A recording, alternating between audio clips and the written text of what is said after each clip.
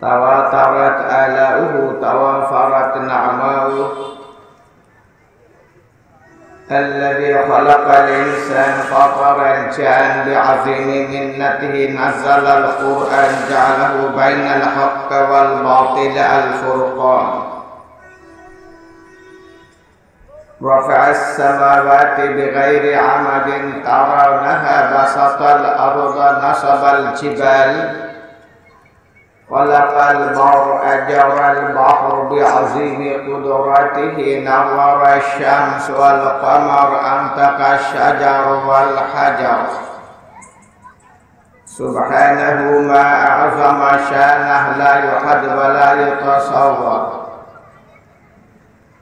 خلق الأجساد خلق الأرواح خلق المشاهد غير المشاهد خلق المعقولات خلق المحسوسات خلق المعنويات خلق الحياة خلق الموت خلق العلم خلق الجهل خلق الحق خلق الباطل خلق الأضداد خلق كل شيء.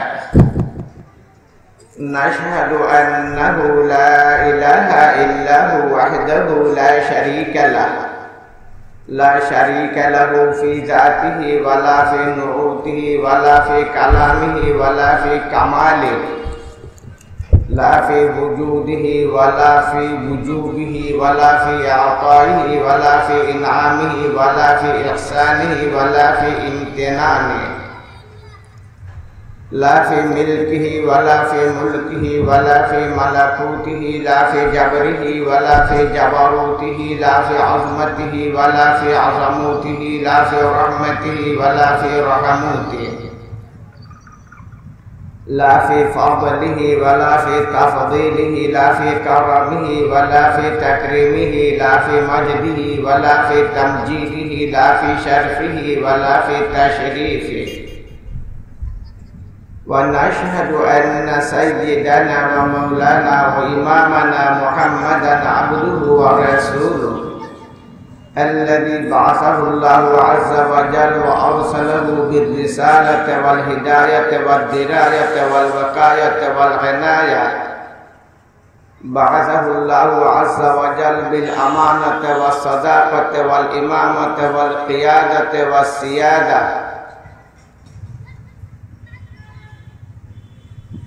أيده الله عز وجل وأكده وشيده بالبينات الواضحة والدلائل القاطعة والبراهين الساطعة والمعجزات اللامعة. مجده الله عز وجل بالكتاب العظيم القرآن الكريم الناسخ والمهيمن والمحافظ والأمين لسائر الكتب السماوية المتقدمة. بيضه الله عز وجل بالملة البيضاء الناسخة للملل السابقة. زينه الله عز وجل بالأخلاق المرضية والآداب الجيدة. نسأل الله تعالى أن ينزل بحر فضله وسحائب كرمه عليه وعلى آله وأصحابه الذين هم كانوا يعرفون النبي صلى الله عليه وسلم حق معرفة، وهم الذين كانوا يحبون النبي صلى الله عليه وسلم حق محبة، وهم الذين كانوا يعرفون النبي صلى الله عليه وسلم ويمتثلون بما أمر به حق امتثال، وهم الذين كانوا ينتهون عما نهى عنه النبي صلى الله عليه وسلم حق انتهاء، وهم الذين كانوا يفدون بآبائهم وبأمهاتهم وبأولادهم وبأوطانهم وببلادهم وبميلادهم وبتلادهم حتى بأنفسهم في حبه وحب نبيه، وهم الذين كانوا يفتخرون بالتفدية والتضحية، وهم الذين تخضعت وتذللت وتسجدت القوة الباطلة إلى أقدامهم، وهم الذين كانوا يرون وجه النبي صلى الله عليه وسلم المتلالى، وهم الذين كانوا يركعون مع ركوعه ويسجدون مع سجوده، وهم الذين كانوا يبلغون كل ما جاء به النبي صلى الله عليه وسلم من الهدى والسنن من مكة المكرمة إلى المدينة المنورة من الغرب إلى الشرق من الشرق إلى الغرب من الجنوب إلى الشمال من الشمال إلى الجنوب من أفق إلى أفق حرفا حرفا نقطة نقطة بالأقوال والأفعال والأعمال بكل معاشرة من غير إفراط وتفريط من غير تحريف وتبديل صلى الله تعالى عليه وعليهم ومن اهتدى بهديه ومن استنى بسنته ومن تخلق بأخلاقه ومن تزين بتزيينه ومن تدرس بتدريسه ومن نجح بحبه واتبع حق اتباعه علماء أمته وفقهاء ملته وسلم تسليما كثيرا كثيرا أما بعد فأعوذ بالله من الشيطان الرجيم بسم الله الرحمن الرحيم إذا جاء نصر الله والفتح ورأيت الناس يدخلون في دين الله أفواجا فسبح بحمد ربك واستغفره إنه كان توابا وقد ورد في الخبر عن النبي الأمين المأمون الصادق المصدوق الأبر صاحب القبر الأعظم صلى الله عليه وسلم أنه أفصح حيث قال من يرد الله به خيرا يفقهه في الدين إنما أنا قاسم والله يعطي জাগুয়া বাজার আজকের আয়োজিত পবিত্রতম মহাসম্মেলনের মহাত্তম জনাব সভাপতি জাতির বিবেক কোরআন সুন্নাহর ধারক বাহক আম্বিয়া কেরামের উত্তরাধিকারী সত্যের উপর দৃঢ় সংকল্প বাতিলের আতঙ্ক সম্মানিত উলামায়ে কেরাম নবী প্রেমে উদ্বুদ্ধ প্রেমাস্পদ যুবক বৈশ্য ইসলামী প্রেরণায় অনুপ্রাণিত সম্মানিত উপস্থিতি আমাদের উজ্জ্বল ভবিষ্যতের আশা ভরসা আজিজ তালাবা হযরত আপনাদের সামনে সূরাতুন নাসর তিলাওয়াত করেছি এবং তার সাথে সাথে নবী শ্রেষ্ঠ মুহাম্মদুর রাসূলুল্লাহ সাল্লাল্লাহু আলাইহি ওয়াসাল্লামের একটি হাদিস পড়েছি ওইগুলোর আলোকে কিছু আলোচনা আপনাদের সামনে উপস্থাপন করার চেষ্টা করব আল্লাহ তাআলার মহান দরবারে তৌফিক প্রার্থনা করছি সূরাতুন নাসর ইযা জাআ নাসরুল্লাহি ওয়াল ফাতহ এই সূরাটা আপনারা সবাই আশা করি জানেন এই সূরা নাযিল হয়েছে আমাদের প্যারা নবী মুহাম্মদুর রাসূলুল্লাহ সাল্লাল্লাহু আলাইহি ওয়াসাল্লামের উপর কার উপর নাযিল হয়েছে আমাদের নবী বলো না আমাদের নবী মুহাম্মদুর রাসূলুল্লাহ সাল্লাল্লাহু আলাইহি ওয়াসাল্লামের উপর আমাদের নবীর উপর আল্লাহ নাযিল করেছেন কোথা থেকে নাযিল করলেন ওই সূরাটি ছিল কোথায়? নাজিল করলেন আল্লাহ তাআলা জিবরিল আমিন আলাইহিস সালাতু ওয়াস সালামের মাধ্যমে। নাজিল করেছেন নবী সূর্য মুহাম্মদুর রাসূলুল্লাহ সাল্লাল্লাহু আলাইহি সাল্লামের উপর। ওই সূরাটি কোথায় ছিল? পবিত্রতম কুরআন শরীফ লাওহে মাহফুজে ছিল। বাল হুয়া কুরআনুম মাজিদুন ফি লাওহে বলো না মাহফুজ। লাওহে মাহফুজে ছিল কুরআন শরীফ। লাইলাতুল কদর ইন্না আনজালনাহু ফি লাইলাতিল কদর ওয়া মা আদরাকা মা লাইলাতুল কদর লাইলাতুল কদরি খায়রুম মিন আলফি শাহর।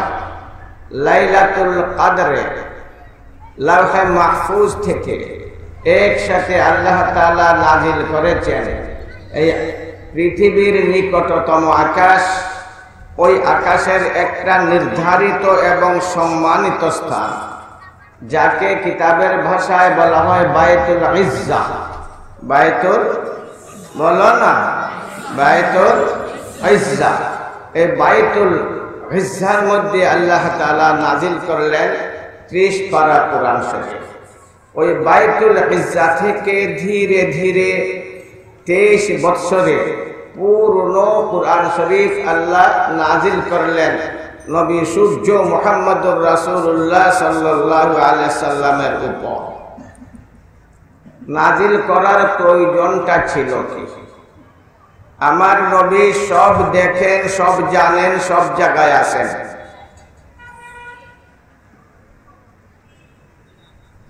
বলো না সব দেখেন, সব জানেন, সব জায়গায় বলো না সব জায়গায় আছেন। তাহলে আকাশেও আছেন না নাই? বলেন না, কথা বুঝেছেন? মুফতি সাহেব বসা আছে এখানে। আমার নবী সব জায়গায় আছেন, সব জানেন, সব দেখেন। যদি আমার নবী সব জায়গায় আছেন তাহলে আকাশেও আছেন না নাই? জমিনও আকাশেও? কথা বলেন না। সব জায়গা বলতে আকাশ বাদ দিয়া, জমিন বাদ দিয়া। তাহলে সব জায়গায় আছেন, আকাশেও আছেন, জমিনও আছেন। তাহলে নবীকে কোরআন শরীফ দেওয়ার কোনো প্রয়োজন ছিল না। সব দেখেন, তাহলে বাইতুল ইজ্জায় তো নবী দেখেন, নাজিল করার কোনো প্রয়োজন ছিল না। সব জানেন, তাহলে 23 বছরে নাজিল করার কোনো প্রয়োজনও বলো না। কথা বুঝে আসে না? না বুঝে আসে? এই কথাটা কি কঠিন না একবারে সহজ ব্যাপার? বলুন না। আমার নবী সব জায়গায় আছেন, বসছেন কোথায়? আপনারা কোন জায়গায় জায়গায় বসছেন না মহাশূন্যের মধ্যে বসছেন? কোন জায়গায় আছেন না মহাশূন্যে আছেন? তাহলে বসলেন কার উপর? কোথায় বসলেন? বসলেন কোথায়? বসলেন কোথায়? আমাদের কোনো চিন্তাই নাই। যারা যাই বলে আমরা তাই মেনে নেই এবং তারই আলোকে আমরা পাগল করা হয়ে যায়। আল্লাহ তাআলা যে আমাদের মধ্যে বিবেক, চিন্তা শক্তি দান করেছে, ওই শক্তির দ্বারা আমরা কখনো চিন্তা করি না। চিন্তা করার প্রয়োজন আছে না নাই? বলো না, চিন্তা করার প্রয়োজন আছে না নাই? সব দেখা আর সব জানা, ওই গুণটা একমাত্র আল্লাহ। ওইটা আমার মুখের কথা নয়। আলিমুল গায়বি ওয়াশ শাহাদা, আলিমুল গায়বি ওয়াশ শাহাদা। সব কিছু জানার গুণ একমাত্র কার? জোরে বলো না। সব কিছু দেখার গুণ একমাত্র কার? জোরে বলো না, আরো জোরে বলো না, আল্লাহ। সুতরাং আমরা যদি মনে করি যে আমাদের নবীও সব জানেন, আমাদের নবীও সব দেখেন, তাহলে শিরক ফি সিফাত হয়ে গেল। সিফাতের মধ্যে শিরক হয়ে গেল। ওই শিরক থেকে আমাদের বেঁচে থাকার প্রয়োজন আছে না নাই? জোরে বলো না। শিরক থেকে বেঁচে থাকার নামই হচ্ছে তাওহীদ।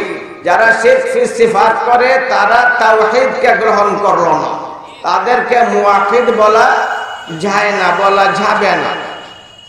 আমার প্যারা নবী মুহাম্মদুর রাসূলুল্লাহ সাল্লাল্লাহু আলাইহি ওয়াসাল্লামের উপর এই কোরআন শরীফ আল্লাহ নাজিল করেছেন লৌহে মাহফুজ থেকে নয়, একবারে এই পৃথিবীর কাছের যে আকাশ আছে ওই আকাশের নির্ধারিত সম্মানিত স্থান যার নাম হচ্ছে বাইতুল ইজ্জা, ওই বাইতুল ইজ্জা থেকে আল্লাহ তাআলা ধীরে ধীরে আমার নবীকে 23 বছরে কোরআন শরীফ দান করেছেন।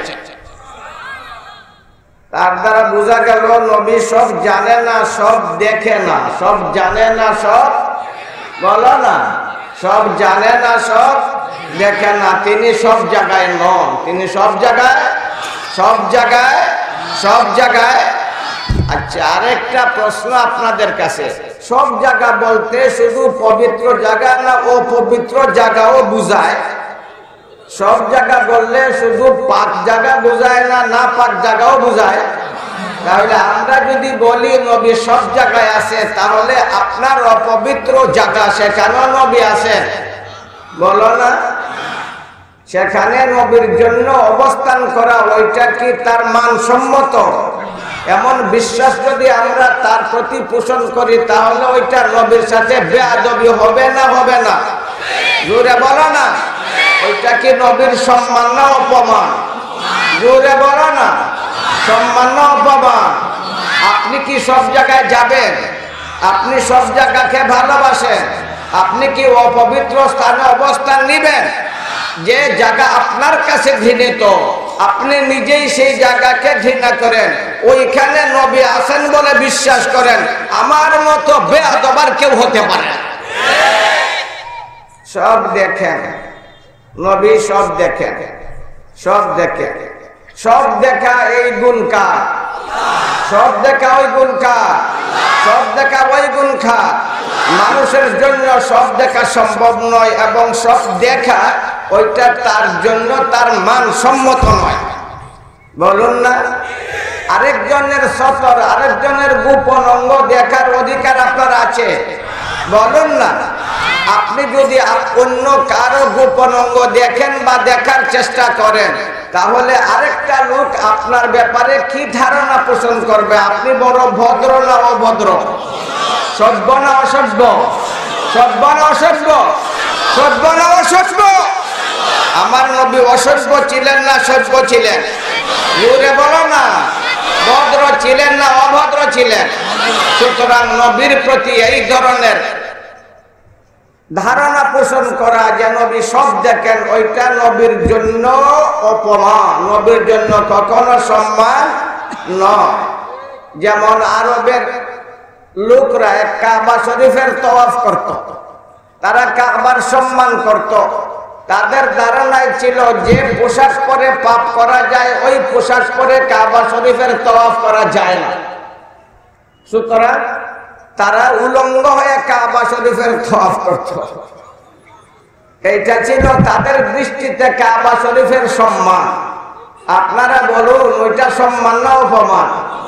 বলো না, সম্মান না অপমান? সম্মান না অপমান? উলঙ্গ হয়ে কাবা শরীফের তওয়াফ করলো, ওইটা কাবার সম্মান করলো না অপমান করলো? কিন্তু তাদের বিশ্বাস ছিল যে পোশাক পরে পাপ করা হয়, ওই পোশাক পরে কাবা শরীফের তওয়াফ করা যায় না। এই জন্য তারা কাপড় খুলে উলঙ্গ হয়ে কাবা শরীফের তওয়াফ করত। ওরা ইশকের জগতের অন্ধ। কথা বলুন না, জোরে বলুন না, জোরে বলুন না। এটা জ্ঞানের অন্ধ, ঠিক না? ও ঠিক? জোরে বলো না, আরো জোরে বলো না। সেই প্যারা নবী মুহাম্মদুর রাসূলুল্লাহ সাল্লাল্লাহু আলাইহি ওয়াসাল্লামের উপর নাজিল করলেন আল্লাহ রাব্বুল আলামিন সূরাতুন নাসর। নাজিল করার পূর্বে নবী ওই সূরা জানতেন, বলো না? ওই সূরা নাজিল করার পূর্বে নবী জানতেন? জোরে বলো না। সহজ ব্যাপার, বড় বড় কিতাব মুতালা করার কোনো প্রয়োজন নাই।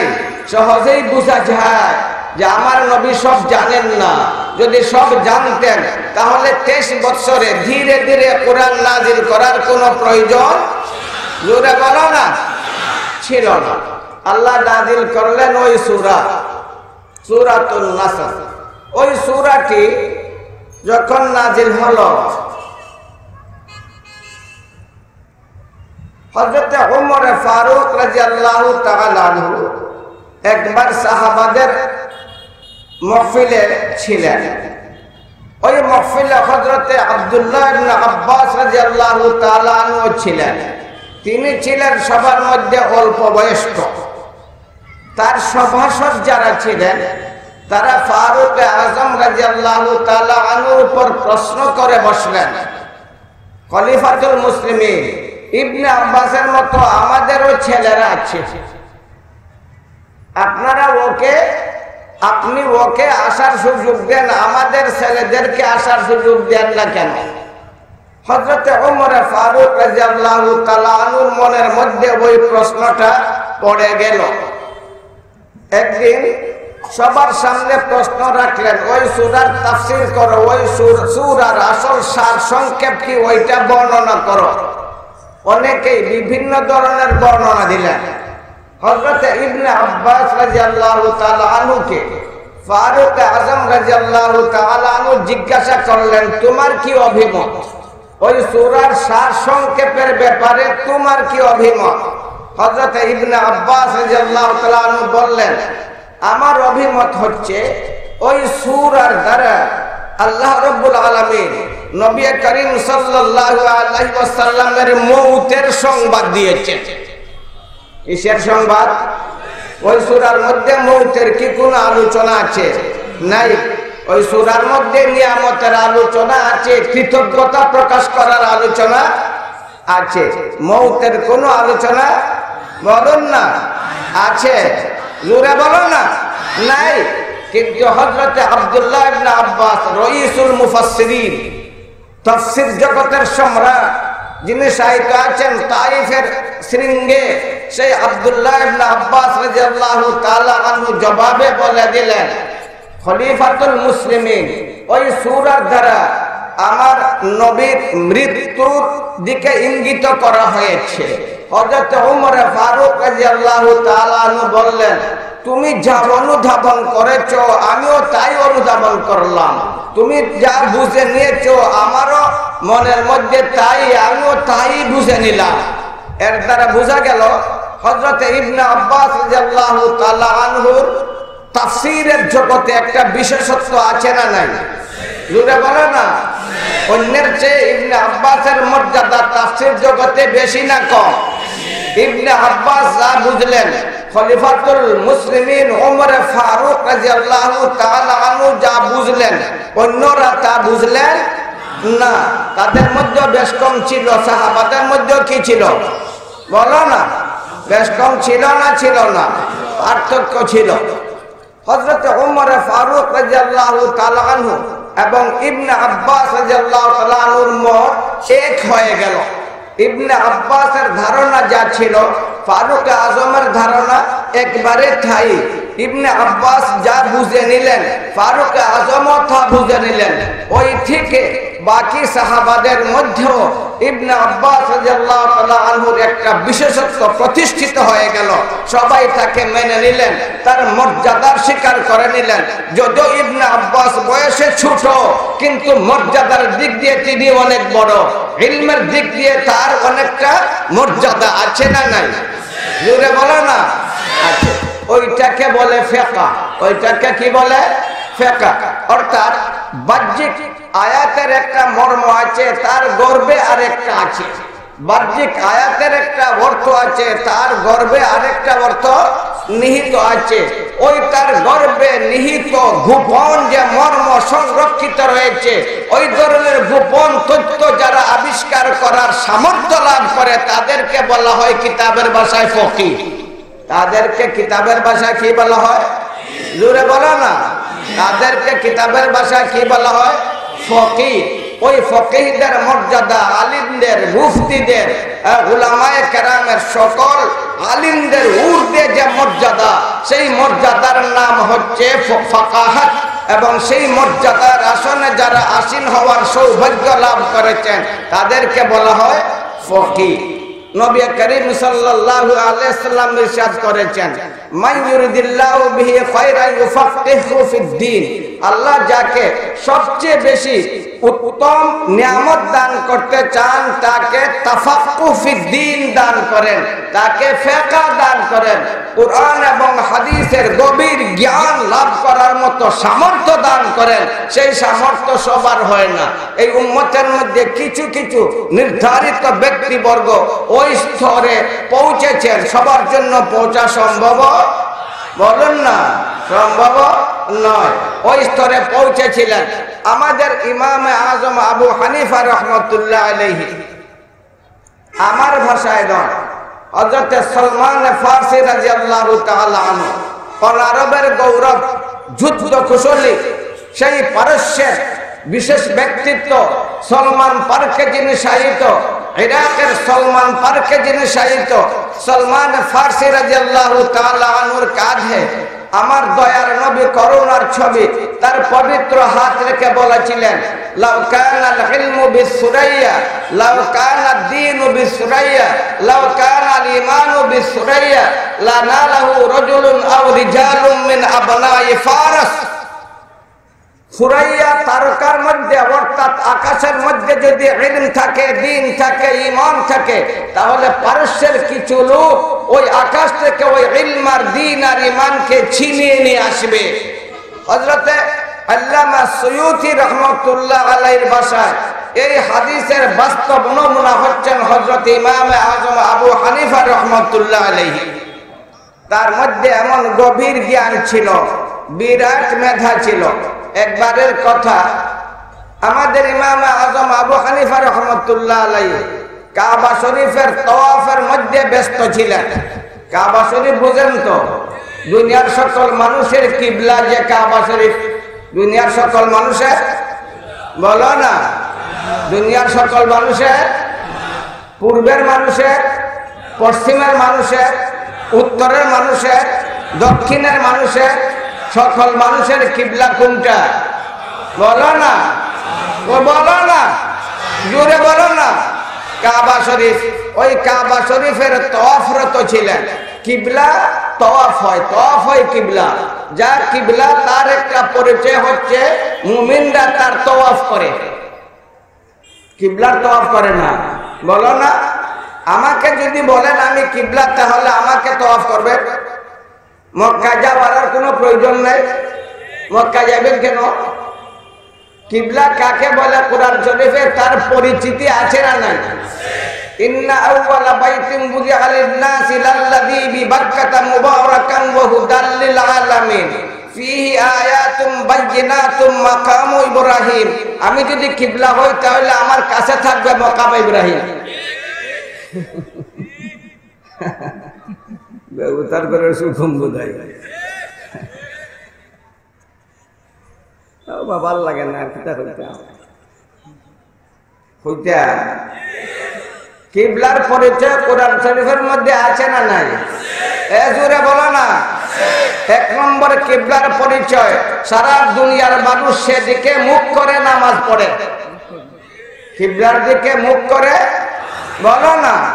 আমাকে যদি কিবলা বলো তাহলে আমার দিকে মুখ করে নামাজ পড়তে হবে, আর না হলে আমাকে কিবলা বললে কেন তোমরা মিথ্যুক। জোরে বলো না, আরো জোরে বলো না। আমাকে কিবলা বললে আমার চতুর্দিকে প্রদক্ষিণ করবে, আমাকে তওয়াফ করতে হবে। যদি তওয়াফ করো না তাহলে আমাকে কিবলা বললে তুমি মিথ্যুক। আমাকে যদি কিবলা বলো তাহলে আমার কাছে মাকামে ইব্রাহিম থাকতে হবে। যদি না থাকে এরপরও আমাকে কিবলা বলো তাহলে তুমি মিথ্যুক। কথা বুঝে আসে না? যদি আমাকে কিবলা বলো তাহলে আমার দিকে মুখ করে অথবা পিঠ দিয়ে আমার দিকে প্রস্রাব পায়খানা করতে পারবে না। ইযা আতাইতুমুল গায়ব ফালা তাস্তাকবিলুল কিবলাতা ওয়ালা তাস্তাদবিরুহা। নবী করিম সাল্লাল্লাহু আলাইহি ওয়াসাল্লামের পরিষ্কার ঘোষণা, তোমরা প্রস্রাব পায়খানায় আসলে কিবলার দিকে মুখ করে অথবা কিবলার দিকে পিঠ দিয়ে তোমরা প্রস্রাব পায়খানা করবে না। প্রস্রাব পায়খানা করা হারাম। আমাকে কিবলা বলবে আবার আমার দিকে প্রস্রাব পায়খানা করবে, তাহলে আমি কিবলা হতে পারলাম না। তোমার কথা মৃত্যু, তুমি মিথ্যা বললে। আমাকে কিবলা বললে আমার দিকে প্রস্রাব করতে পারবে না, আমার দিকে পায়খানা করতে পারবে না। শুধু তাই না, বরং আমার দিকে থুতুও ফেলতে পারবে না। নিষেধ আছে না নাই? ওইটা কিবলার মর্যাদা কি না? জোরে বলো না। আমার নবী বলেছেন, মান তাফালা তুজাহাল কিবলা জা ইয়াউমাল কিয়ামাতি ওয়া তাফালুহু বাইনা আইনাই। যে কিবলার দিকে থুতু ফেলবে, কিয়ামতের দিন ওই থুতুর দ্বারা তাকে শাস্তি দেওয়া হবে। কিবলার দিকে প্রস্রাব পায়খানা করা হারাম, কিবলার দিকে প্রস্রাব পায়খানা নিক্ষেপ করাও হারাম, কিবলার দিকে থুতু ফেলাও বলো না শুনে, সেইটার নাম হচ্ছে কিবলা। এই সারা দুনিয়ার মানুষের কিবলা কয়টা? জোরে বলো না, জোরে বলো না। এক কিবলার দিকে নামাজ পড়বার আরেকটাকে কিবলা বলবা, এক কিবলা তওয়াফ করবার আরেকটাকে কিবলা বলবা। কিবলা কর না মানুষ যারা নাই, কিবলা কর না মানুষ, গড় না মানুষ, গড় না মানুষ। সারা দুনিয়ার মানুষের কিবলা কয়টা? জোরে বলো না। আমার নবীর যুগে 2 নম্বর আরেকটা কিবলাও কিছুদিনের জন্য মওজুদ ছিল। এমনের মানুষ নতুন করে সুন্দর একটা খুব সুন্দর। আমাদের কিবলা কাবা শরীফ সুন্দর নয়, কালো পাথরের দ্বারা নির্মিত। কালো পাথর না লাল পাথর? সোনার দ্বারা না পাথরের দ্বারা? জোরে বলো না। তারা এর চেয়ে সুন্দর আরেকটা কিবলা নির্মাণ করেছিল। এমনের মানুষ নবী করিম সাল্লাল্লাহু আলাইহি ওয়াসাল্লাম যখন জানলেন এমনের মানুষ নতুন আরেকটা কিবলা তৈরি করে নিয়েছে, নবী করিম সাল্লাল্লাহু আলাইহি ওয়াসাল্লাম তার একজন সাহাবা, একবারে যুবক সাহাবা জরির ইবনে আব্দুল্লাহ, যাকে সেই যুগে বলা হতো ইউসুফ হাজির উম্মাহ, এত সুন্দর ছিলেন জরির ইবনে আব্দুল্লাহ। আমার নবীর দরবারে যখন তিনি আসতেন, দয়ার নবী তার চেহারার রূপ দেখে মৃদু হাসতেন, আনন্দ প্রকাশ করতেন, এত সুন্দর ছিলেন। বয়স ছিল একবারে অল্প। নবী করিম সাল্লাল্লাহু আলাইহি ওয়াসাল্লাম জরির ইবনে আব্দুল্লাহ রাদিয়াল্লাহু তাআলা আনহুকে ডাকলেন, এ জরির, সারা দুনিয়ার কিবলা একটা দুইটা হতে পারে না। 2 নম্বর কিবলা বাতিল কিবলা। তুমি 150 ঘোড়সওয়ার নিয়ে চলো এবং বাতিল কিবলাকে ছিন্ন ভিন্ন করে আসো। বাতিলকে ধ্বংস করবা না, বলো না। বাতিলকে ধ্বংস করবা না, শুধু সত্যকে ধরে রাখলে চলবে না, বাতিলকে ধ্বংস করতে হবে, বাতিলের বিরুদ্ধে রুখে দাঁড়াতে হবে, বাতিলকে নিশ্চিহ্ন করতে হবে। শুধু সত্যকে ধরে রাখলেই চলবে না। এই জরির, এই আমাদের মানুষ 2 নম্বর আরেকটা কিবলা তৈরি করেছে, ওই কিবলাকে তুমি ধ্বংস করে আসো। জরির ইবনে আব্দুল্লাহ রাদিয়াল্লাহু তাআলা আনহু নবী করিম সাল্লাল্লাহু আলাইহি ওয়াসাল্লামকে বললেন, ইয়া রাসূলুল্লাহ, আমি ঘোড়ার পিঠে বসতে পারি না, আমি পড়ে যাই, আমার বুক কাঁপে, আমি কেমন করে যাব, বাহিনী নিয়ে কেমন করে যাব, নেতৃত্বের ঝান্ডা আমি কেমন করে ধরে রাখবো। আমার নবী বললেন, আসো আমার কাছে আসো। আমার দয়ার নবীর কাছে চলে আসলেন জরির ইবনে আব্দুল্লাহ রাদিয়াল্লাহু তাআলা আনহু। আমার দয়ার নবী করুণার ছবি, তার রহমতের হাতখানা জরির ইবনে আব্দুল্লাহর বুকে রাখলেন। কার হাত? নবীর হাত। কার হাত? বলো না। কার হাত? কার হাত? নবীর হাত। আমার রহমতের নবীর রহমতের হাত জরির ইবনে আব্দুল্লাহ রাদিয়াল্লাহু তাআলা আনহুর বুকে রাখলেন। রাখাই তো ছিল যথেষ্ট। আমার নবীর হাত জরির ইবনে আব্দুল্লাহর বক্ষে রাখাই ছিল যথেষ্ট, কিন্তু তাতেই আমার নবী ক্ষান্ত হননি। এরপরে দোয়া করলেন, আল্লাহুম্মা হদিহি ওয়া সাব্বিতহু আল্লাহুম্মা হদিহি ওয়া সাব্বিতহু, আল্লাহুম্মা হদিহি ওয়া সাব্বিতহু। আল্লাহ জারিরকে পূর্ণ হেদায়েত দান করো এবং তার মধ্যে দৃঢ়তা দান করো। জারির ইবনে আব্দুল্লাহ বলেন, এরপর থেকে আমি কোনোদিন ঘোড়ার পিঠ থেকে পড়িনি। সেই জারির ইবনে আব্দুল্লাহ রাদিয়াল্লাহু তাআলা আনহু 150 অশ্বারোহীকে নিয়ে সেই বাতিল কিবলাকে ধূলিসাৎ করার জন্য এমনের দিকে যাত্রা শুরু করলেন। সেই এমন দেশের গর্ভে ঢুকে গেলেন, তাদের রাজধানীর ভিতরে ঢুকে গেলেন, ওই বাতিল কিবলাকে একদম নিশ্চিহ্ন করে দিলেন। আমার দয়ার নবীর কাছে দ্রুত গতিতে সংবাদ পাঠিয়ে দিলেন, জলদি যাও আমার নবীর কাছে আগে গিয়ে সংবাদ পাঠিয়ে দাও, ইয়া রাসূলুল্লাহ ইন্নী জাআলতুহা কাল জামালিল আজরাব, ইয়া রাসূলুল্লাহ ইন্নী জাআলতুহা কাল জামালিল আজরাব। ওহে আল্লাহর রাসূল, সেই বাতিল কিবলাকে একদম খান খান করে দিয়েছি। এর দ্বারা বোঝা গেল সত্য কিবলা ধরে রাখলেই শুধু চলবে না, বাতিল কিবলার ধ্বংস করতে হবে।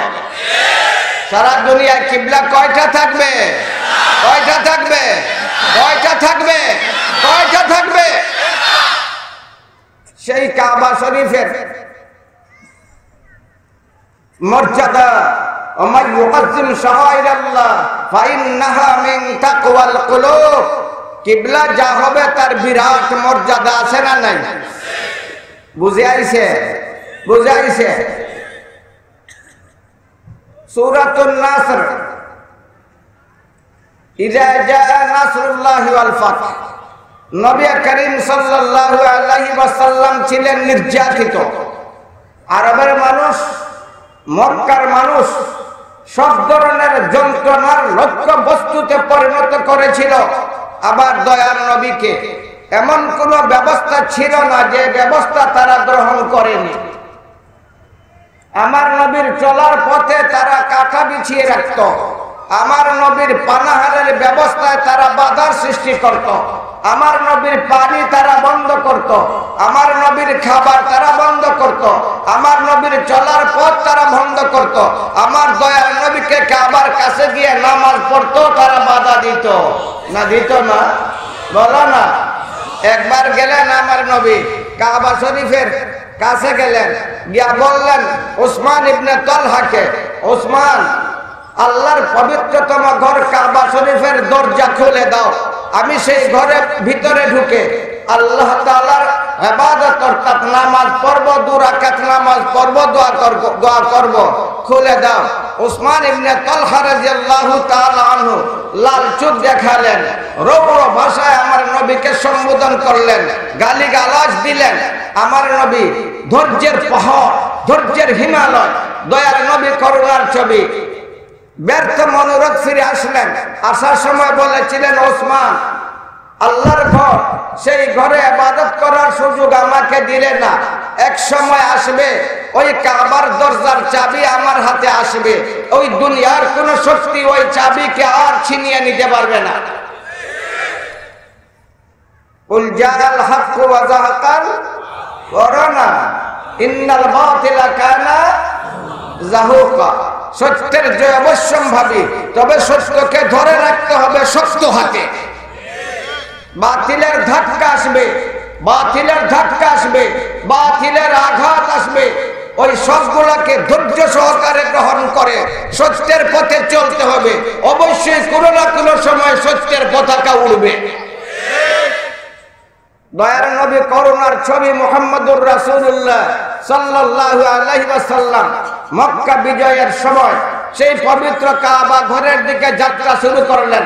সর্বপ্রথম আল্লাহর ঘরে যাব, সেই ঘরে ঢুকে 2 রাকাত নামাজ পড়ব, যাত্রা শুরু করলেন।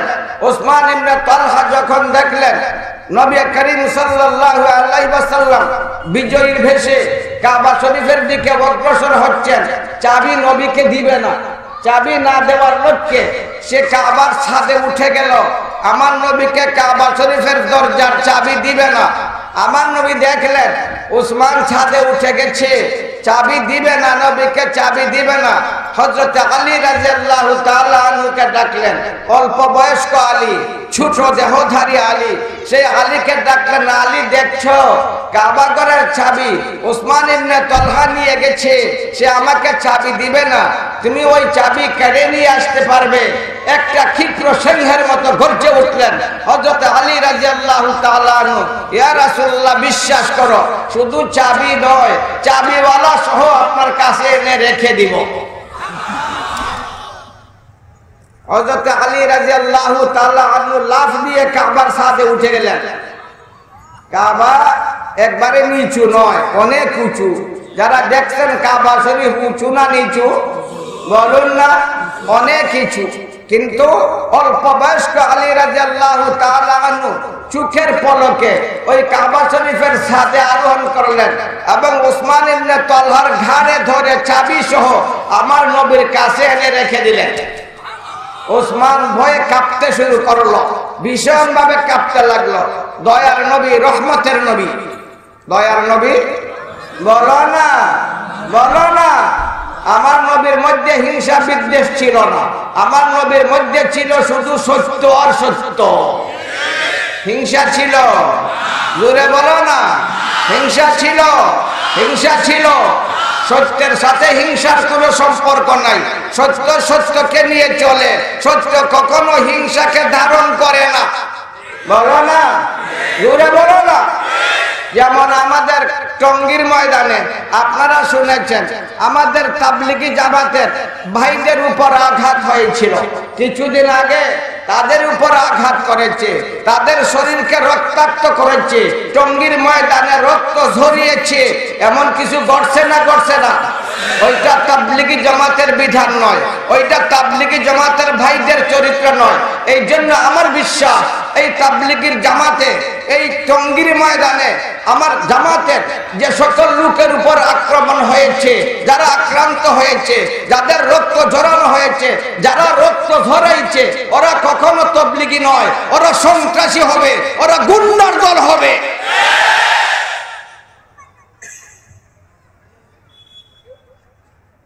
বাতিলের আঘাত ছাড়া সত্য কখনো চলতে পারে না। বাতিলের আঘাত ছাড়া সত্য কখনো আগাইতে বলো না পারে না। হিংসা নাই, বিদ্বেষ নাই, সত্য হিংসাহীন অবস্থায় সে অগ্রসর হচ্ছে এবং প্রতিষ্ঠিত হয়েছে, প্রতিষ্ঠিত থাকবে। সত্যকে কেউ পৃথিবীর বুক থেকে মুছতে পারবে না। উসমান ইবনে তালহা ভয়ে কাঁপতে শুরু করলো। আমার নবীকে সুন্দর ভাষায় তাকে সম্বোধন করলেন, উসমান কাঁপছো কেন? কাঁপছো কেন? আরে কেন তুমি প্রকম্পিত? কেন তুমি ভীত সন্ত্রস্ত? লা তাসরিবা আলাইকুমুল ইয়াউম, আমি তোমাদের সবাইকে মাফ করে দিলাম। এরপরও উসমান ভয়ে কাঁপছিল, তার অন্তর থেকে ভয় দূর হচ্ছিল না। আমার নবী তখন তাকে সম্বোধন করে বলছিলেন, উসমান মনে আছে? এই তো চাবি আমার হাতে। চাবি এখন কার হাতে? আমার হাতে। উসমান তোমার মনে আছে তুমি আমাকে কাবার ঘরে ঢুকে আল্লাহর ইবাদত করার সুযোগ দিলে না? চাবি তোমার কাছে ছিল, রৌর ভাষায় আমাকে সম্বোধন করেছিলে, তোমার লাল চোখ দেখিয়েছিলে, তোমার মনে আছে? ওই দিন আমি বলেছিলাম একদিন ওই কাবার চাবি আসবে আমার হাতে, দুনিয়ার কোনো শক্তি আমার হাত থেকে ছিনিয়ে নিতে পারবে না। এই তো আমার হাতে চাবি আসলো। কার শক্তি আছে আমার হাত থেকে সেই চাবিকে ছিনিয়ে নিবে? ওই সময় উসমান উচ্চ স্বরে বলে উঠল, লা ইলাহা ইল্লাল্লাহু মুহাম্মাদুর রাসূলুল্লাহ। শুধু তাই নয়, আমার নবীর কি মধুর চরিত্র ছিল। আমার নবী যিনি জন্মভূমি থেকে বিতাড়িত হলেন, সেই ঘটনা আপনাদের জানা আছে।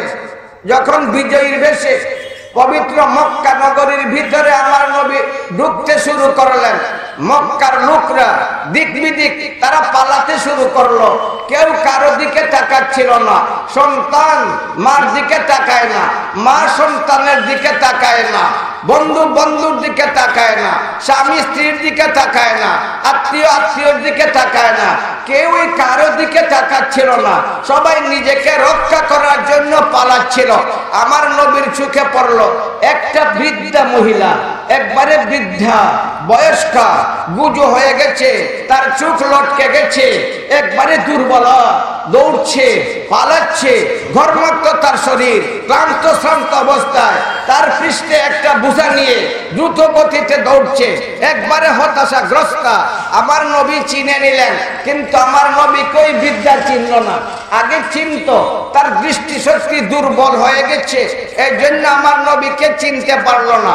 আমার নবী চিনে নিলেন। আমার নবী সেই বৃদ্ধাকে ডাক দিয়ে বলতে লাগলেন, ওহে বৃদ্ধা মহিলা, পালাচ্ছ কোথায়, দৌড়ছো কেন? আরে এত হতাশাগ্রস্ত কি কারণে? তোমার শরীর থেকে ঘর্ম ঝরছে। আরে কি ব্যাপার, কি হতাশা, কি ভয়, কিসের আতঙ্ক, যাবি কোথায়? বলতে লাগলো, আরে বেটা, তুমি কিছুই জানো না, তুমি একবারে অজ্ঞ, কোথা থেকে আসছো তুমি জানো না। ওয়াল্লাহে মুহাম্মদ ওয়াল খামিস, ওয়াল্লাহে মুহাম্মদ ওয়াল খামিস, ওয়াল্লাহে মুহাম্মদ ওয়াল খামিস। মুহাম্মদ তার দুর্জয় বাহিনী নিয়ে আমাদের দেশের ভিতরে ঢুকে গেছে, তার হাত থেকে পালানোর জন্য এই তো আমাদের ব্যবস্থা। তুমি আবার জিজ্ঞেস করছো আমি কেন ভীত, আমি কেন সন্ত্রস্ত, আমি কেন ঘর্মাক্ত, আমি কেন ক্লান্ত, নিজেকে রক্ষা করার জন্য পালাচ্ছি। আমার নবী সুন্দর মধুর ভাষায় ওই বৃদ্ধা মহিলাকে বলতে লাগলেন, ওহে বৃদ্ধা, ভয় করো না, ভয় করো না, বিশ্বাস করো, আল্লাহর কসম, মুহাম্মদ এবং তার বাহিনীর কেউ তোমার সম্ভ্রম ধ্বংস করবে না, তোমার গায়ে হাত দিবে না, বিশ্বাস করো, থেমে যাও। ওই বৃদ্ধা রাগ করে বলতে লাগলো, আরে বেটা, তুমি কিছুই জানো না, তুমি একবারে অজ্ঞ। জানো মুহাম্মদের সাথে আমরা কি ব্যবহার করেছি? মুহাম্মদের শরীর থেকে আমরা রক্ত বাহির করেছি, মুহাম্মদের শরীরকে পাথরের আঘাতে আমরা জর্জরিত করেছি, মুহাম্মদের খানা বন্ধ করেছি, মুহাম্মদের পানি বন্ধ করেছি, মুহাম্মদকে হত্যা করার আমরা অপচেষ্টা করেছি। শুধু তাই নয়, সবচেয়ে বড় কথা, মুহাম্মদের অত্যন্ত প্রিয় ইসলাম জগতের বীর কিশোরী তার চাচা হামজাকে আমরা হত্যা করেছি, তার কলিজাকে আমরা ছিপিয়ে খেয়েছি। সুতরাং মুহাম্মদের বাহিনীর লোকেরা যদি তাদের হাতের নাগালে আমাদেরকে পায়, তাহলে আমাদের অস্তিত্ব শেষ করে দিবে, সেই ভয়ে আমরা তো পালাচ্ছি। আমার নবী বলতে লাগলেন, থেমে যাও বৃদ্ধা, বিশ্বাস করো, বিশ্বাস করো, মুহাম্মদের বাহিনীর কেউ তোমার গায়ে হাত দিবে না। বৃদ্ধা বলতে লাগলো, আরে আরে অজ্ঞ লোকটা, তুমি একবারে অজ্ঞ, তুমি কিছুই জানো না, আসছো কোথা থেকে? তুমি মুহাম্মদের বাহিনীর লোকদেরকে চিনো? ওরা এমন, ওরা মুহাম্মদের ডানে লড়বে, মুহাম্মদের বামে লড়বে, মুহাম্মদের সামনে লড়বে, মুহাম্মদের পাশে লড়বে। এরা মুহাম্মদের এত অনুগত, মুহাম্মদ যদি বলে উত্তাল সাগরে ডুব দাও, উত্তাল সাগরে ডুব দিবে। মুহাম্মদ যদি বলে প্রজ্বলিত আগুনে নিজেকে নিক্ষিপ্ত করো, তাহলে নিজেই আগুনের মধ্যে পড়ে যাবে, তবে মুহাম্মদকে ছেড়ে যাবে না। এত অনুগত তার সদস্যরা, তার বাহিনীর লোকেরা। সুতরাং ওদের হাতের নাগালে যদি আমি আসি, তাহলে আমার কখনো রক্ষা নাই। আমার নবী দেখলেন ওই বৃদ্ধা থামছে না, সে ভয় একবারে কাতর হয়ে গেছে। ওই বৃদ্ধাকে বলতে লাগলেন, ওহে বৃদ্ধা, আমি বুঝতে পারছি তোমার কষ্ট হচ্ছে, বিরাট বোঝা তুমি মাথায় নিয়ে চলছো, তোমার পিঠে রয়েছে বিরাট ভার, ওই বোঝাটা আমার পিঠে দিয়ে দাও, আমি তোমার সাহায্য করব। তোমার লক্ষ্য যে ঘরে পৌঁছার, সেই ঘরে তোমাকে আমি পৌঁছে দেব। ওই বৃদ্ধা আমার নবীর কাছে তার পিঠের বোঝা দিয়ে দিল। আমার দয়ার নবী, করুণার ছবি, বিশ্বের নবী, নবীদের নবী মুহাম্মদুর রাসূলুল্লাহ সাল্লাল্লাহু আলাইহি ওয়াসাল্লাম, ওই বৃদ্ধা মহিলা, দুশমন মহিলা, শত্রু মহিলা, তার বোঝাটা নিজের পিঠে নিয়ে নিলেন।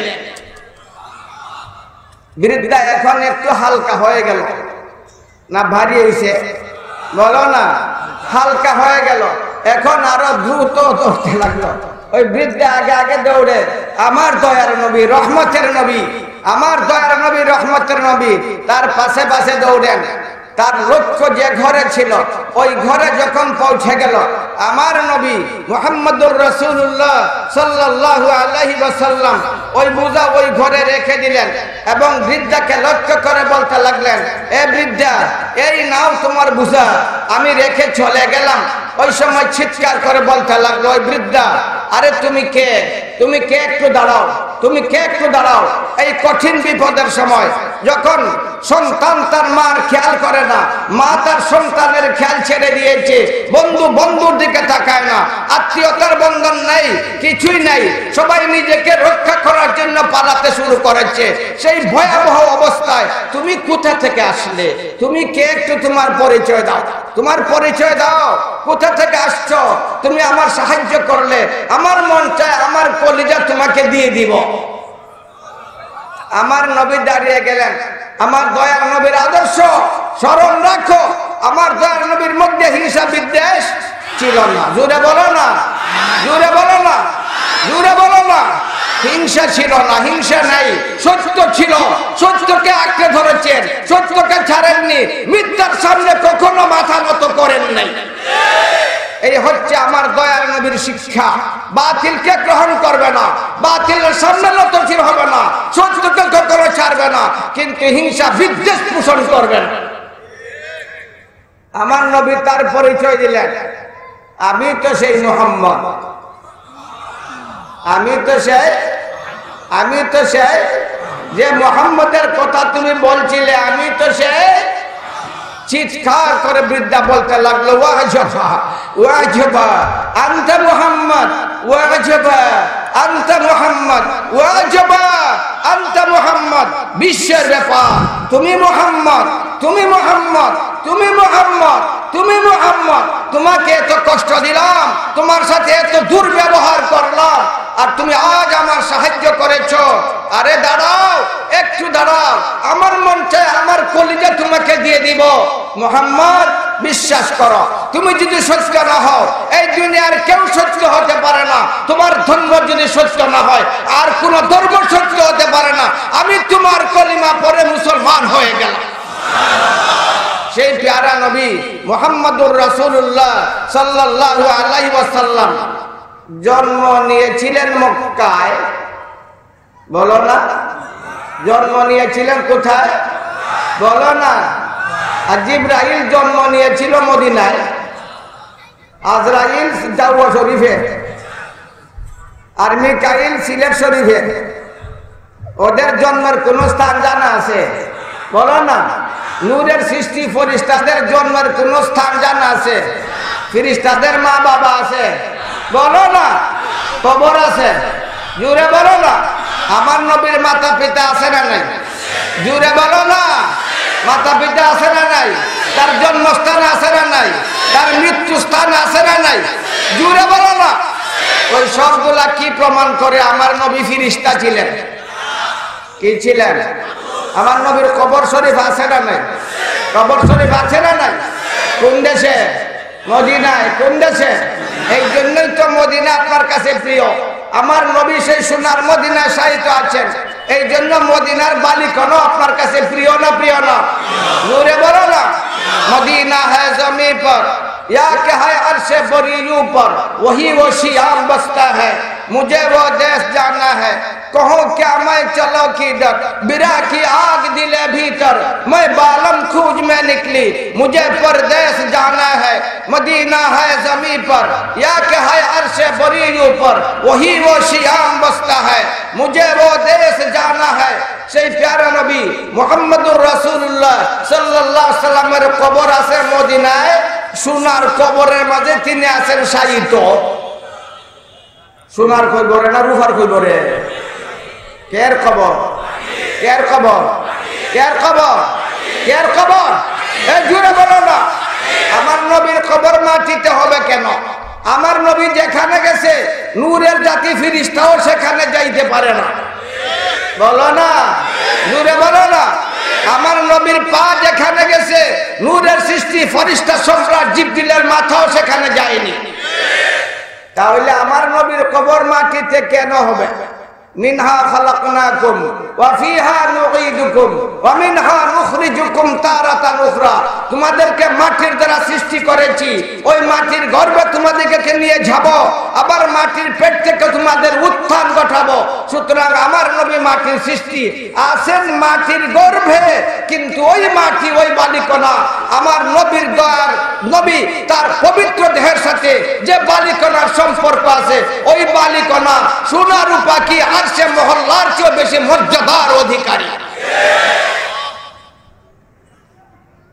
সেই প্যারা নবী মুহাম্মদুর রাসূলুল্লাহ সাল্লাল্লাহু আলাইহি সাল্লামের আল্লাহর নিয়ামত সবচেয়ে বেশি। সকল সৃষ্টিকে আল্লাহ যে নিয়ামত দান করেছেন, ওই সকল নিয়ামতকে যদি এক পাল্লায় রাখা হয়, আর শুধুমাত্র আমরা দয়ার নবীকে আল্লাহ যে নিয়ামত দান করেছেন, ওই নিয়ামত গুলাকে যদি আরেক পাল্লায় রাখা হয়, আমার নবীর নিয়ামতের পাল্লা ভারী হয়ে যাবে। এর মধ্য থেকে তিনটা নিয়ামতের আলোচনা তিলাওয়াতকৃত সূরার মধ্যে আছে, মাত্র তিনটা নিয়ামতের আলোচনা। কয়টা নিয়ামত? জোরে বলো না। ইযা জা নাসরুল্লাহ ওয়াল ফাত ওয়া রাআইতান নাসা ইয়াদখুলুনা ফি দীনিল্লাহি আফওয়াজা। আমার নবীকে সাহাবারা চিনতেন না, ভালো হইরা চিনতেন না, বলো না? চিনছেন? সাহাবা থেকে আপনারা বেশি চিনে নিছেন, বলো না? আমার নবী বিবাহ করেছিলেন ওমরের মেয়ে, আবু বকরের মেয়ে, ওমরের মেয়ে, আবু বকরের মেয়ে। আবু বকর জানে না নবী মানুষ, তার মেয়েকে বিবাহ দিয়ে দিল। তাহলে মানুষের কাছে বিবাহ দিছে না। আপনার মেয়েকে মানুষ ছাড়া আরো কারো কাছে বিবাহ দিবে? জিন্নাতের কাছে, ফেরেশতার কাছে? ফেরেশতারা বিবাহ করে, বলো না? ফেরেশতারা বিবাহ করে। নূরের জাতির বিবাহ বন্ধন আছে। আমার নবীর বিবাহ ছিল না? ছিল না।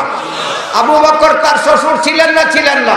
ওমর ফারুক তার শ্বশুর ছিলেন না? ছিলেন না। আবু বকর নবীকে চিনল না, ওমর নবীকে চিনল না, তাদের মেয়েকে বিবাহ দিয়ে দিল। চিনছে না? চিনছে না? বলো না। কি চিনছে? ফেরেশতা না মানুষ চিনছে? আবু বকরের বিশ্বাস নবী মানুষ, ওমরের বিশ্বাস নবী মানুষ, সকল সাহাবাদের বিশ্বাস নবী মানুষ, সকল মানুষের বিশ্বাস নবী মানুষ, বেঈমানদের বিশ্বাস নবী মানুষ, ফেরেশতার বিশ্বাস নবী মানুষ, আল্লাহর ঘোষণা নবী মানুষ। আর আশিকরা বলে নবী মানুষ নন। সেই নবীর উপর আল্লাহর নিয়ামত অনেক। এর মধ্য থেকে তিলাওয়াতকৃত সূরায় আলোচিত হয়েছে কয়টা নিয়ামতের কথা? বলো না, জোরে বলো না। তিনটা। ওই আলোচনা আমি কেন আসলাম তার একটা ব্যাপার আছে, একটা বিষয় আছে।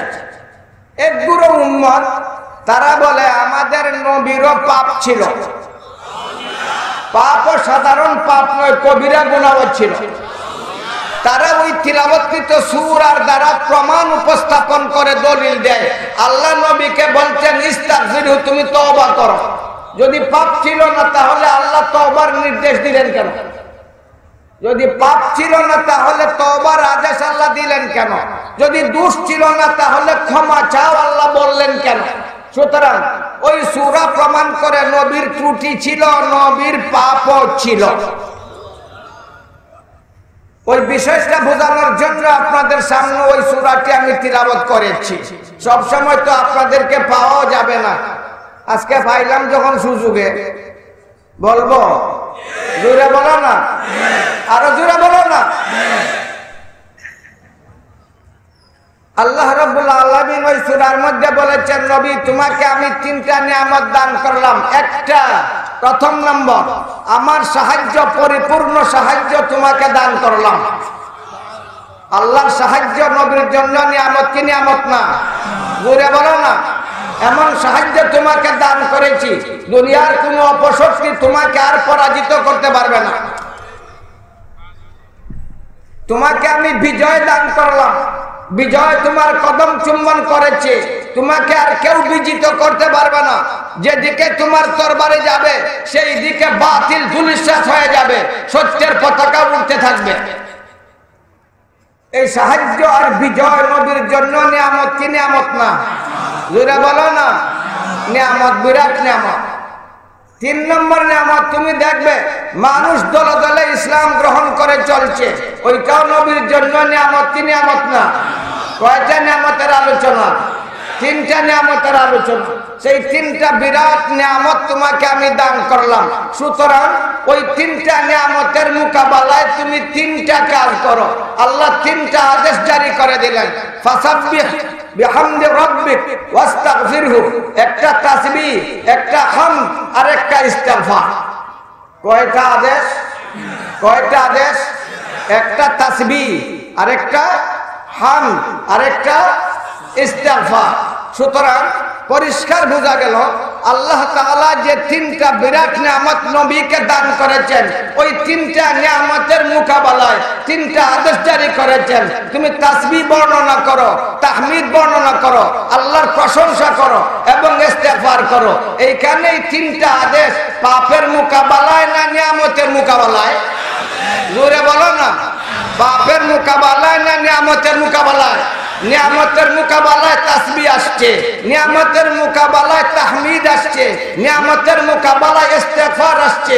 এইখানে ইস্তেগফার পাপের মোকাবেলায় নয়, বরং নিয়ামতের মোকাবেলায়। নিয়ামতের মোকাবেলায় যে ইস্তেগফার আসে, ওই ইস্তেগফারকে বলা হয় ইস্তেগফারে শুকর, অর্থাৎ কৃতজ্ঞতার ইস্তেগফার। কৃতজ্ঞতার ইস্তেগফার, গুনাহ মাফির ইস্তেগফার নয়, শুকরিয়ার ইস্তেগফার। যেমন ভাবে যে গাছের মধ্যে আম বেশি হয়, ওই গাছের ডাল নিচে দিয়ে ঝুঁকে না উপরে দিয়ে যায়? বলো না। নিচে যায় না উপরে যায়? জোরে বলো না। আর যে গাছের মধ্যে আম নাই, ওইটার ডাল কেমনে দিয়ে যায়? পথের মাঝে লাফায়। ওইটা যাওয়ার রাস্তার মাঝে লাফায়। নিয়ামত যেখানে বেশি সেইখানে মাথা ঝুঁকে বেশি, সেইখানে ক্রন্দন বেশি, সেইখানে হাজারি বেশি, সেইখানে বিনয় বেশি, সেইখানে নম্রতা বেশি। সুতরাং হে মুহাম্মদ, তোমাকে আমি বিরাট তিনটা নিয়ামত দিলাম। ওই নিয়ামতের মোকাবেলায় তুমি আমার বেশি বেশি তাসবিহ পড়ো, তুমি তাহমিদ করো, তুমি ইস্তেগফার করো। সুতরাং ওই সূরার ইস্তেগফারের দ্বারা আমরা বুঝলাম ওইটা ইস্তেগফার পাপের ইস্তেগফার নয়, পাপ মোচনের ইস্তেগফার নয়, গুনাহ মাফির ইস্তেগফার নয়, বরং কৃতজ্ঞতা প্রকাশ করার ইস্তেগফার। আমার নবী খুব বেশি বেশি ইস্তেগফার করতেন। একটা হাদিস আছে, আল্লামা কাসতালানী রাহমাতুল্লাহ আলাইহি আলোচনা করেছেন, ইমাম মুসলিম রাহমাতুল্লাহ আলাইহি, ইমাম বুখারী রাহমাতুল্লাহ আলাইহি উভয়েই হাদিস জগতের বড় বড় সম্রাট ছিলেন। ওদের জীবনের চর্চা ছিল হাদিস, তাদের জীবনের সাধনা ছিল হাদিস, তাদের জীবনের লক্ষ্য ছিল হাদিসের চর্চা। ইমাম মুসলিম রাহমাতুল্লাহ আলাইহি একবার ইমাম বুখারী রাহমাতুল্লাহ আলাইহি নাম শুনছেন তো? ইমাম বুখারীর নাম শুনছেন? কি বুখারী? বলো না, জোরে বলো না। কিতাবের উপরে লেখা আছে না আল ইমাম আল বুখারী, লেখা আছে না নাই? যারা ইমাম মানে না তারাও বুখারীর হাদিস দিয়ে দলিল দেয়, যারা ইমামই মানে না তারাও বুখারীর হাদিস দিয়ে দলিল দেয়। নির্লজ্জ! তোমরা ইমাম মানবে না, তাহলে ইমাম বুখারীর হাদিস দিয়ে দলিল দিবে কেন? তোমরা ইমাম মানো না, ইমাম মুসলিমের হাদিস দিয়ে দলিল দিবে কেন? তোমরা ইমাম মানো না, তাহলে হাদিস পাইলে কোথায়? ইমাম মুসলিম, ইমাম বুখারী, ইমাম আবু দাউদ, ইমাম নাসাই, ইমাম ইবনে মাজাহ। সুতরাং হাদিস তোমরা পাইবেই না যদি ইমামের অনুসরণ না করো।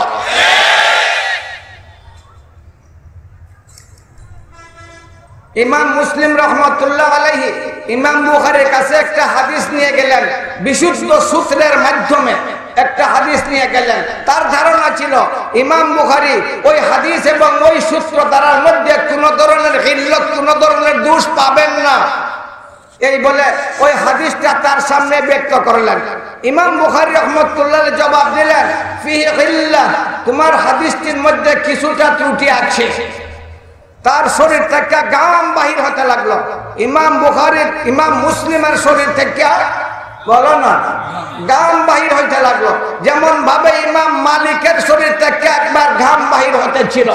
ইমাম মালিক রাহমাতুল্লাহ আলাইহি তিনি দর্শে হাদিসের মধ্যে কথা বলতেন না।